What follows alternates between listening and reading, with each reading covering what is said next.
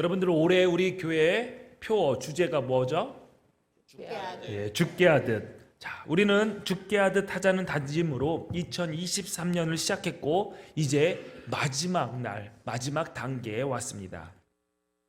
제 막내 아들은 축구 선수가 되고 싶어 해요. 그런데 저는 축구 선수를 시킬 생각이 없습니다. 야, 너는 목사하면 되겠다. 너는 목사해라. 형이랑 누나는 안 될 것 같다. 벌써 늦은 것 같다. 너가 잘 준비해서 목사 되라. 그랬더니 그 축구 선수의 꿈을 아직까지는 못 버리고 얘기를 해요. 목회를 하면서 꼭 우리 교회는 축구단이 있었으면 좋겠다고 하면서 항상 얘기를 합니다. 취미로 축구를 하겠다고. 그러던 아이가 갑자기 연초에 축구를 버리고 자기는 올림픽에 가서 금메달을 따오겠다라고 얘기를 하는 겁니다. 축구로 금메달을 따려고 그러냐? 아니래요.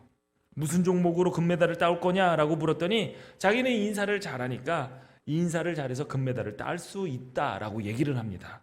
이게 무슨 뚱딴지 같은 소리야 라고 했더니 연초에 뉴욕 기둥교회 고성민 목사님이 오셔서 설교하셨던 내용 중에 2018년 자카르타 팔렘방 아시아게임에서 우리나라 김한솔 선수가 체조 도마 종목에 출전하여 멋진 경기를 펼치고 마지막에 인사하지 않아서 벌점으로 0.3점을 깎여 거의 확실했던 금메달을 놓치고 은메달을 목에 걸었던 그 이야기를 듣고 기억을 한 거예요. 근데 앞에 내용은 다 잊어버리고 근데 끝까지 잘하자 그러면서 신년 초 1월에 말씀을 전했는데 끝까지 잘하자. 근데 앞에 건 다 잊어버리고 자기는 인사는 잘하니까 나는 금메달 딸 수 있다. 올림픽 보내달라. 이런 얘기를 했던 겁니다. 인사를 안 해서 금메달을 놓친 것은 사실이지만 인사만 잘해서 금메달을 딸 수 없는데도 말이죠. 그러나 모든 일을 정말 마지막까지 끝까지 잘해야 한다는 것, 이것은 너무나도 중요한 일입니다. 고린도전서 15장 58절에 견실하며 흔들리지 말고 항상 주의 일에 더욱 힘쓰는 자들이 되라 라고 했습니다. 우리의 수고는 주 안에서 헛되지 않습니다. 항상 주의 일에 더욱 힘쓰는 자들은 무슨 일을 하든 누구에게 하듯 죽게 하듯 진심으로 전심으로 다해야 됩니다. 우리는 2023년 한 해 동안 이 말씀을 붙들고 살아왔습니다. 무슨 일을 하든지 사람에게 하듯 하는 것이 아니라 주님께 하자라고, 주님께 하듯 하자라고 했습니다. 오늘 저녁에는 송구영신 예배에 우리는 또 새해 주제를 받게 될 것입니다. 새로운 주제를 받고 또한 새로운 신년 선물을 받고 또한 새로운 마음가짐으로 2024년을 시작할 것입니다. 그렇다고 해서 죽게 하듯 살아가는 삶을 고이 서랍 한 구석에 잘 넣어두어서는 안 될 것입니다. 올해 마지막까지 죽게 하듯 정성껏 살아내야 하고 더 나아가 주님 앞에 서는 그날까지 죽게 하듯 하며 승리해야 합니다. 아멘. 아멘. 아멘. 그럴 때 우리의 머리 위에 영광의 면류관, 우리의 목에 그 금메달이 걸리게 될 것입니다. 아멘. 바울이 골로새서를 쓸 당시에 그 종들은 아무런 보상이 없이 일을 했습니다. 그러므로 종은 주인이 시키는 일만 했습니다. 일에 대한 보상과 성과급이 없다 보니 열심히 일하는 것은 도리어 미련한 행동이었습니다. 그러나 골로새서 3장 23절에 그런 종들에게 무슨 일을 하든지 마음을 다하여 죽게 하듯 하라라고 했습니다. 비록 주인된 사람에게는 보상을 받지 못하더라도 참 주인 되신 예수님께서는 기업의 상을 우리에게 허락하시기 때문입니다. 그래서 언제 어디서나 무슨 일을 하든지 예수 그리스도를 섬기는 마음으로 일하라라고 했습니다. 무슨 일을 하든지 마음을 다하여 죽게 하듯 하라. 무슨 일을 하든지라는 말은 너희가 먹든지 마시든지 무엇을 하든지 다 하나님의 영광을 위하여 하라라는 뜻입니다. 네. 마음을 다하다라는 그 마음, 헬라어 그 마음에는 영혼, 목숨이라는 뜻이 포함이 되어 있습니다. 그러므로 마음을 다한다라는 그 말은 영혼을 다하는 거고 목숨을 거는 것을 뜻합니다. 하나님의 종된 우리는 마음을 다하고 뜻을 다하고 힘을 다하여 내 하나님 여호와를 사랑하라 라는 그 말씀대로 살아야 합니다. 마음을 다해 정성을 다해 예배하며 하나님을 사랑해야 합니다.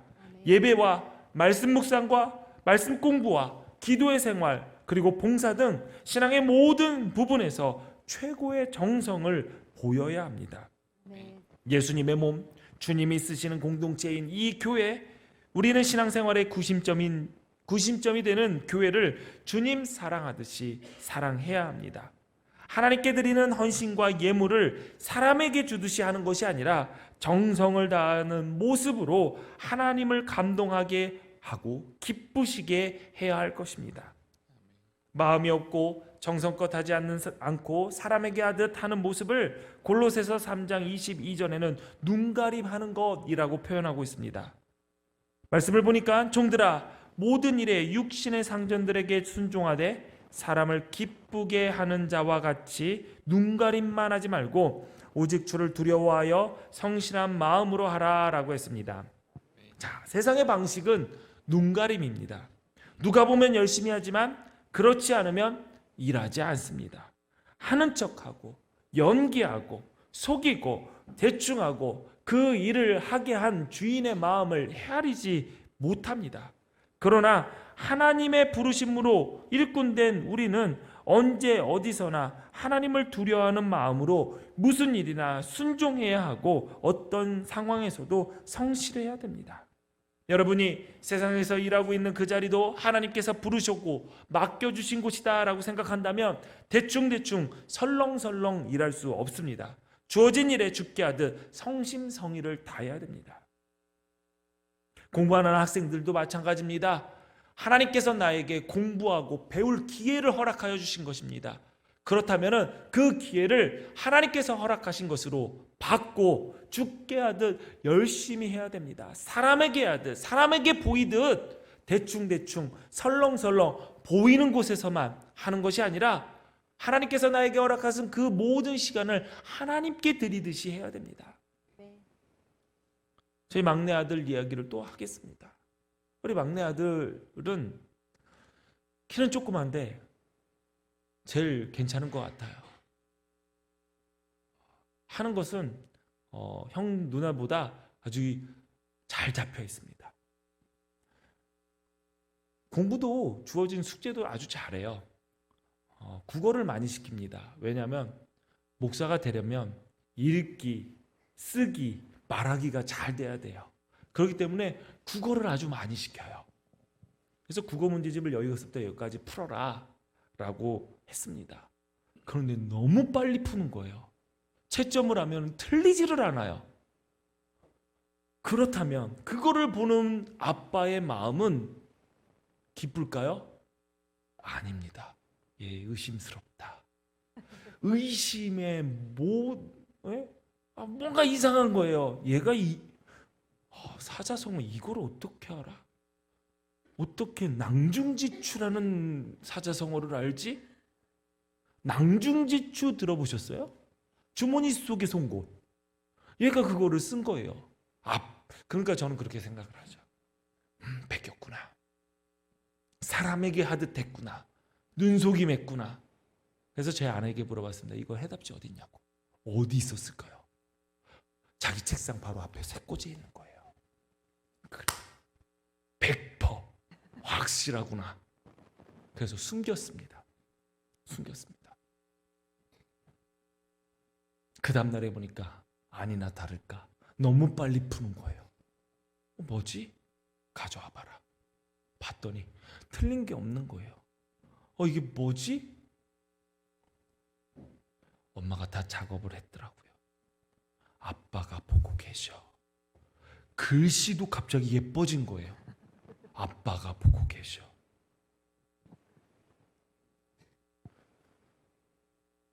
부끄러웠습니다. 의심한 것도 부끄러웠고 잘해주는 아들도 고마웠고 그래서 좋은 목회자를 한번 키워보려고 그럽니다. 본인은 계속 축구 선수를 얘기를 하는데 좀 어떻게 지나가는 분들 한번 제 막내 아들 보면은 축구 선수의 안 좋은 점을 계속 얘기해 주시기를 부탁을 드리겠습니다. 예.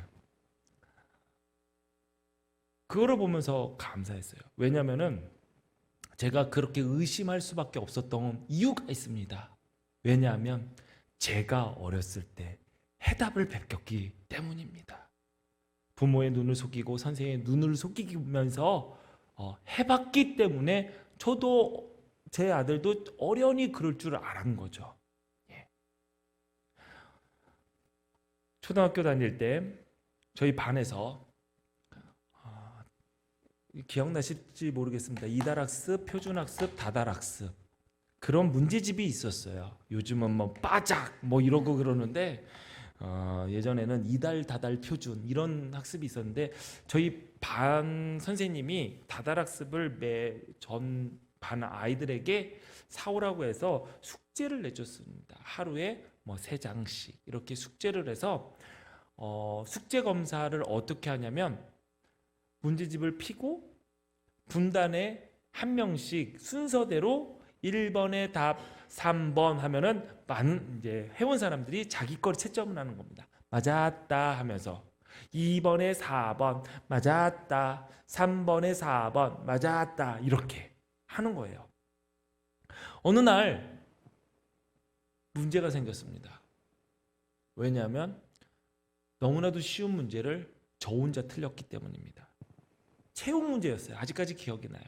매트가 있고 그림에 앞구르는 사람의 모습이 이렇게 차례차례 이제 보이는 그 그림이 그려져 있어요. 뭐 하는 거냐? 정답은 앞구르기. 어떻게 하는 거냐? 몸을 공처럼 말아서 앞으로 구른다. 이게 정답이었습니다. 그런데 반 아이들이 다 이렇게 얘기하는 겁니다. 그게 만약에 3번 문제였다면 3번의 답 생략 맞았다. 여러분 생략이 뭐죠? 답이 기니까 생략한 거예요. 거기에 답에 생략이라고 써졌던 거죠. 그러니까 저를 제외한 다른 사람들이 다른 반 애들이 다 답을 보고 왔다라는 거예요. 그리고 거기에 답에 생략이라고 쓴 거예요. 친히 저의 짝꿍은 너 답 틀렸네 하면서 제 답에 찍 빨간 펜을 그어줬습니다. 저는 억울하고 분이 나고 펄펄 뛰었습니다. 그래서 선생님께 찾아갔어요. 선생님 이 답이 왜 생략입니까? 예. 생략의 뜻은 이런 거 아닙니까? 왜 제가 어린 그때 생략이라는 뜻을 알았을까요? 이미 저도 생략이라고 써서 한번 저희 어머니한테 혼난 적이 있었기 때문입니다. 그래서 생략의 뜻을 알고 있었어요. 근데 얘네들은 그런 경험이 없기 때문에 생략이라고 썼던 거죠. 담임 선생님이 그 다음 달부터 해답지를 다 잘라서 본인이 다 걷고 이제 숙제를 내줬는데 그 다음부터 숙제를 안 해오는 애들이 절반 가까이. 우리 아이들이 그랬다라는 것보다 사실 우리의 삶이 그렇습니다. 왜냐하면 그냥 대충 설렁설렁 지금 앞에 놓여진 일만 해치워버리고 덮어버리고 그냥 나가자라는 생각을 할 때가 너무나도 많아요. 그런데 여러분 기억하세요. 우리는 언제 어디서나 하나님을 두려워하는 마음으로 하나님께서 지금 나를 보고 계시다라는 마음으로 무슨 일이든지 정직하게 성실하게 마음을 다해 정성껏 목숨 걸고 해야 됩니다. 아멘. 사람을 대할 때 더더욱 그렇습니다. 더더욱 죽게 하듯 해야 됩니다. 구원받은 우리는 옛사람을 벗어버리고 그리스도로 새로운 옷을 입어야 됩니다. 예전에 우리가 살아온 방식으로 살아가는 그 모습이 아니라 새로운 방식의 삶을 살아가야 됩니다. 예전에 사귀었던 방식과 다른 방식, 우리에게 주어진 방식은 죽게 하듯 하는 것입니다. 죽게 하듯 하는 것. 바울은 하나님의 자녀가 된 성도들에게 성령의 충만함을 받아야 된다고 가르쳤습니다. 그런 후에 바울은 성령 충만한 삶의 모습을 이렇게 설명했습니다. 에베소서 5장 19절부터 21절까지 말씀 우리 같이 있습니다. 시작. 시와 찬송과 신령한 노래들로 서로 화답하며 너희의 마음으로 주께 노래하며 찬송하며 범사의 우리 주 예수 그리스도의 이름으로 항상 아버지 하나님께 감사하며 그리스도를 경외함으로 피차 복종하라. 아멘. 성령으로 충만한 하나님의 자녀는 하나님의 이 은혜를 노래하며 찬송해야 됩니다. 불평하고 원망하고 남 탓해서는 안 됩니다. 하나님께 감사해야 됩니다. 교만하게 내가 이루었다라고 자랑하는 것이 아니라 하나님께서 허락하신 그 은혜에 감사할 줄 알아야 됩니다. 또 그리스도를 경외하는 마음으로 서로를 존중하고 이해하며 서로에게 복종해야 합니다. 복종해야 할 사람에게만 복종하는 게 아닙니다. 성도는 서로 피차 복종해야 합니다.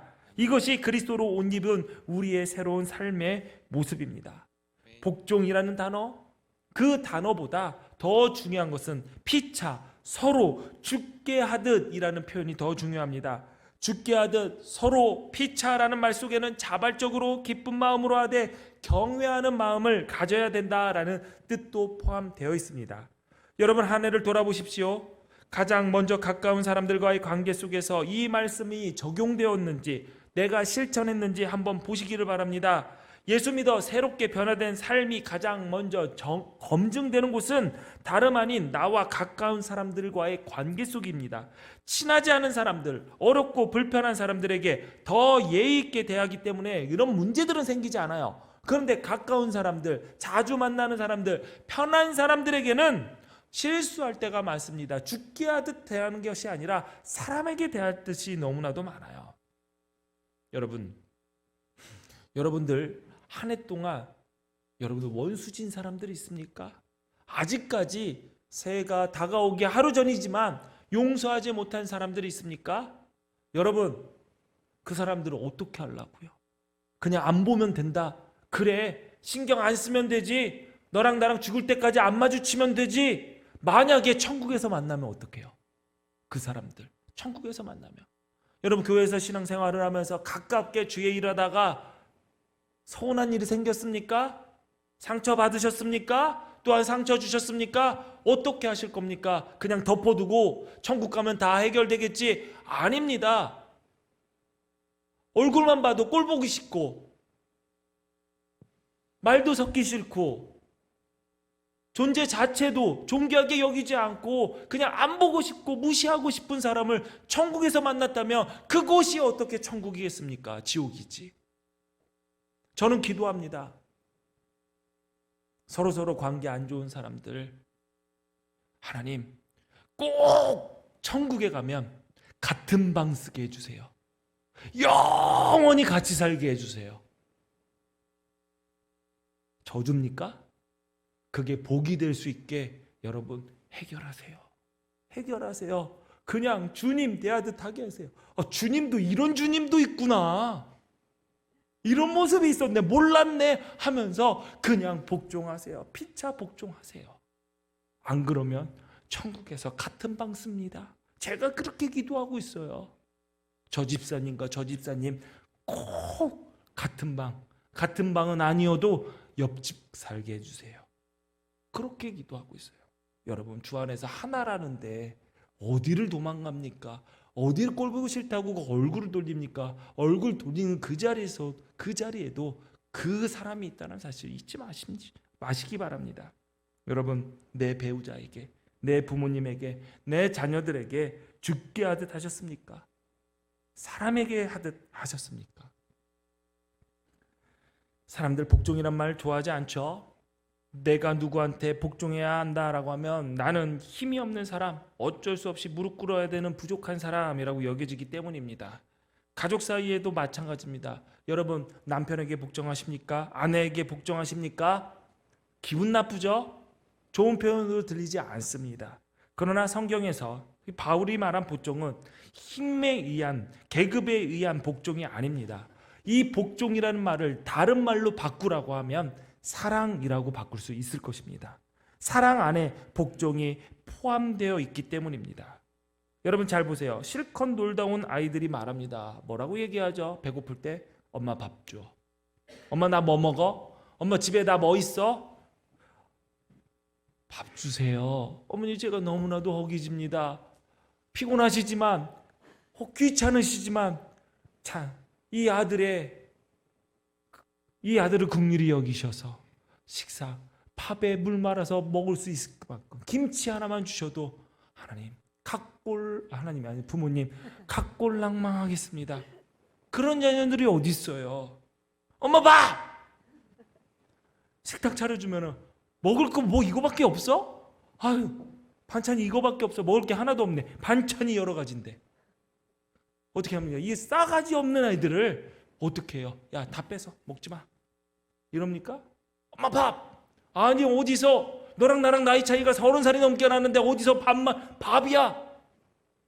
하면서 명령한다고 밥 안 차려줍니까? 엄마들 어떻게 해요? 엄마 밥! 그러면 기분 나빠요? 좀만 기다려 하면서 부엌에 뛰어가지고 어떻게든 정성스럽게 밥을 차립니다. 왜요? 아이들이 세서요? 계급이 높아서요? 힘이 있어서요? 나에게 유익을 주기 때문에? 내 노후에 무슨 보장되는 보험입니까? 그래서 그렇습니까? 아니잖아요. 사랑하기 때문에 말 들어주는 거잖아요. 사랑하기 때문에 그 말에 복종해서 움직이는 거잖아요. 여러분 가정에서 잘 보세요. 누가 가장 많이 복종합니까? 누가 가장 많이 복종하니까 내 말대로 해준 사람들이 누구입니까? 사랑이 가장 많은 사람 아닙니까? 틀려요? 맞잖아요.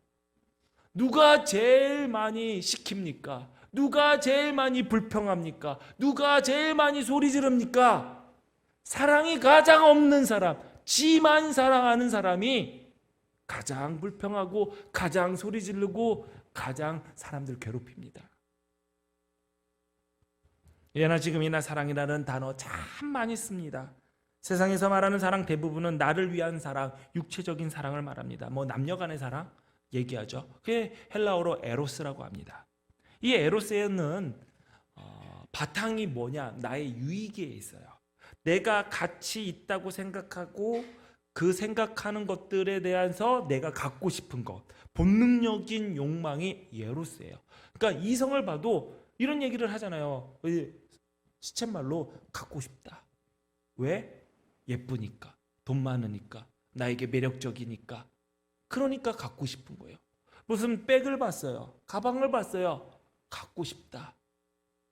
왜요? 에로스의 사랑. 나에게 유익을 주니까. 저 자리를 내가 오르고 싶다. 그 에로스의 사랑입니다. 왜? 저 자리에 오르면 나에게 명예라는 유익을 주니까. 이게 에로스의 사랑이에요. 근데 이 에로스의 사랑은 특징이 있습니다.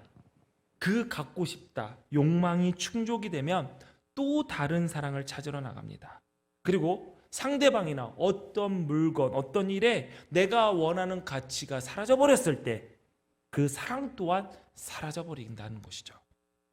자, 에로스가 가치를 구하는 사랑이라면 아가페는 가치를 주는 사랑, 가치를 부여하는 사랑입니다.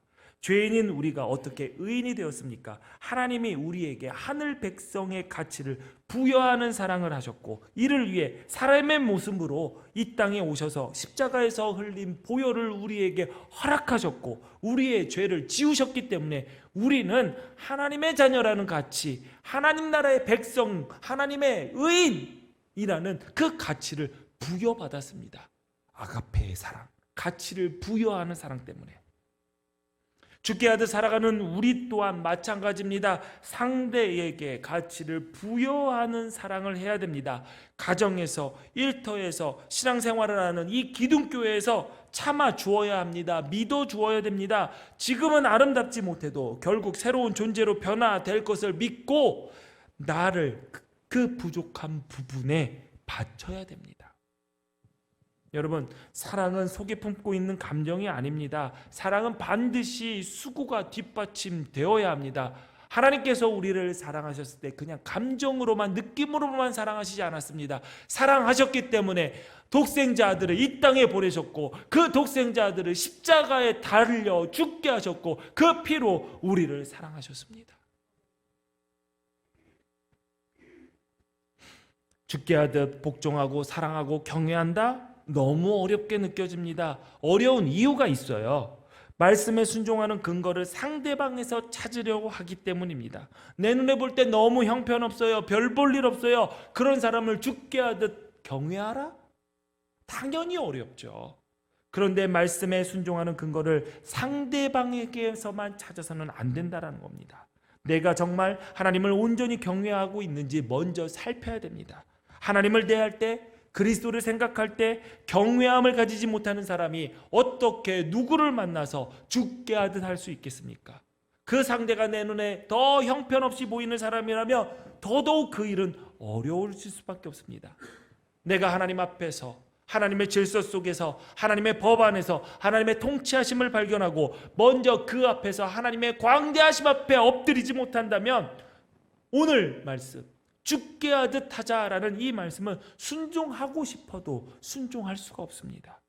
그러므로 죽게 하듯 살아가려면 먼저 하나님을 경외하는 그 믿음의 기초가 튼튼해야 됩니다.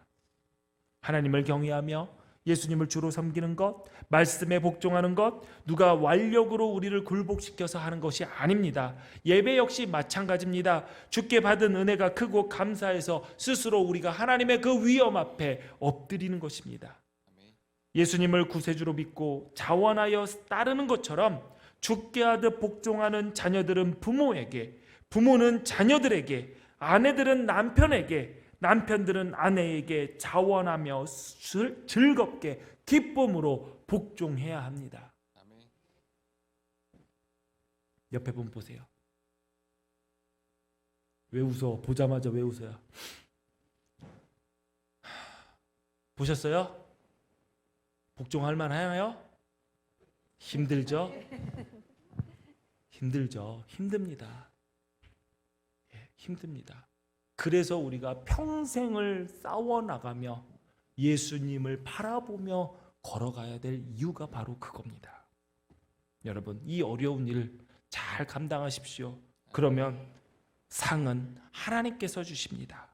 계시록 22장 12절에 보니까 보라 내가 속히 오리니 내가 줄 상이 내게 있어 각 사람에게 그가 행한 대로 갚아주리라 하셨습니다.